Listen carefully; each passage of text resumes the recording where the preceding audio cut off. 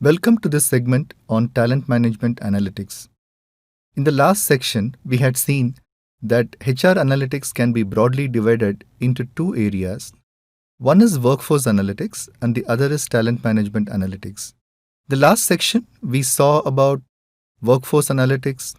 How do you analyze the workforce? How do you segment it? And how do you also proactively plan to shape your workforce? In this section, we will see more details of talent management. Talent management comprises of the following: talent acquisition, wherein we bring the right talent into the organization; talent development, where we develop the talent once it is with us using learning and development, leadership development, coaching, mentoring, and different kind of programs. During this process of development and acquisition, we also have to stay engaged both with the prospective joins as well as the employees. So talent engagement is also a crucial component of talent management. Now, talent is acquired and developed and engaged to make sure we are able to meet the organization's goals. So talent management is complemented by the processes of performance management as well as what people expect in return for performance, which is compensation and benefits. So these put together form the structure of talent management. To begin with, we will focus on talent acquisition. In this section on talent acquisition, we will look at measures for talent acquisition, calculate cost per hire, optimize hiring costs using Solver, and we will also do a couple of exercises that compare the cost against the speed of hire as well as the cost and the quality of hire. We will close with a few best practices.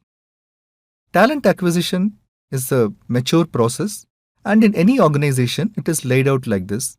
Typically, you start with the position becoming vacant or a new position being created, which triggers an indent.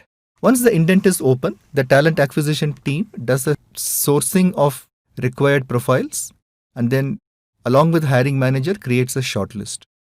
Once the shortlist is created, the candidates are called for the selection process, which usually consists of an interview but also could include an aptitude test, a programming test if it is required, as well as other questions. At the end of this, a selection is made and the selected candidate is made an employment offer contingent to his or her background being clear. So background verification has become an important process of late. And once the background verification is started and you get initial signs of being positive, then the offer gets converted. Then finally, the new hire joins the organization. So this is a timeline of the different steps of the talent acquisition process. There are position specs here and the position is opened. Then sourcing, when we source the profiles from outside. The source profiles are screened based on the position specifications. Then the shortlist is created and selection happens. Background verification is done, employment offer is made, and finally the offer is converted. Then the position is closed. So there are two ways of measuring the cycle time of this entire process. The first could be just measuring from the time the position is open till the time an offer is made, because this is totally under the control of the hiring organization. For this illustration, the indent open to offer timeline is 43 days. The second, which makes more impact to the hiring manager, is the time taken from position open to the time the position is closed and the new employee is on board.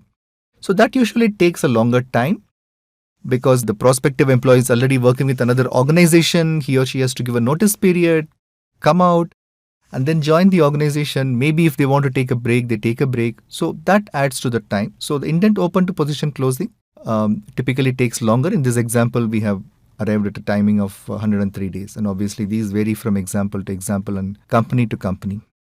What are the four buckets of measurement which we have seen earlier? The first is effort, second is efficiency, third is effectiveness, and fourth is impact.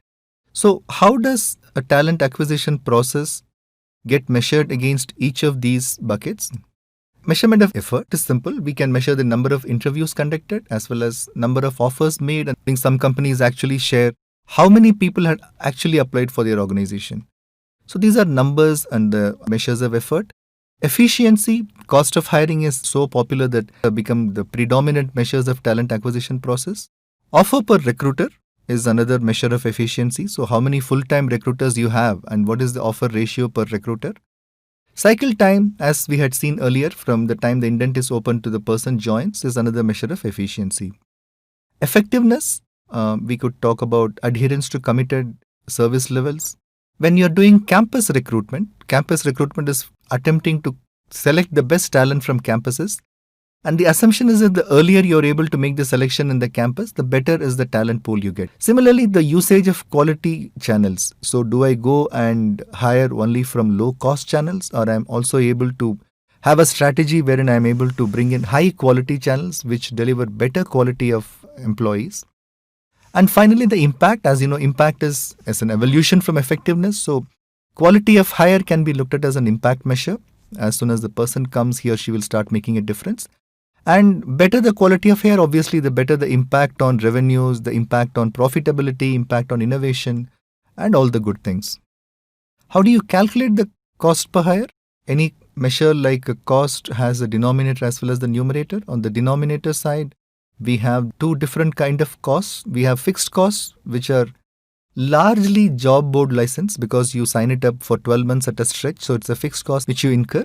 Then there are variable costs, recruitment team salary cost, recruitment technology cost. This could be a fixed cost as well, but nowadays we are seeing more cloud-based recruiting solutions which charge you per recruiter. So this could be a proportionate and variable cost.